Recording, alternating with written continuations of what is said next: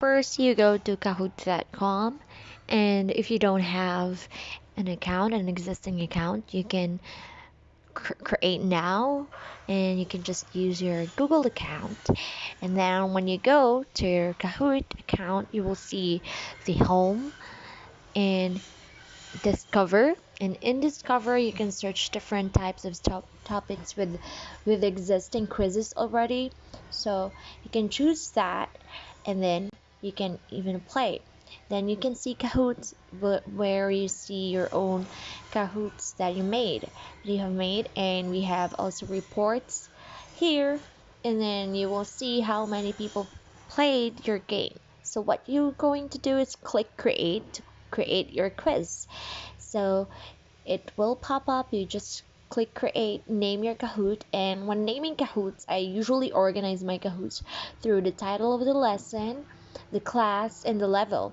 And then I don't do so much with the description because I'm like using it for private purposes, although I have a free account, so it's public, so it's I don't really care so much about it. So here you're gonna type the question, and let's say for example you can create sentences like fill in the gaps. You can even have true or false, and then don't forget you need to add the choices. These choices will reflect mobile in your students' mobile phones or laptops. And then don't forget to choose the answer. And one feature that I like about this, hold on, can have like save it first, and let's go back, is that duplicate. So it saves you time, and you just duplicate if you have the same kind of like question, but it's really up to you.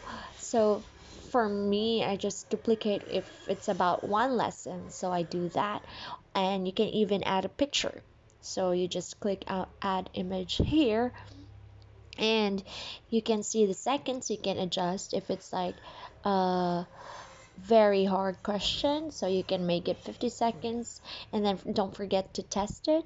So after you test it, you will see here the phone and the laptop, the host laptop or the host screen, and then you wait for your Kahoot app to load. And here you have two types. We have the classic and the team mode. Usually I use classic when online teaching, and team mode when it's like pri uh, primary schools, like inside a classroom setting.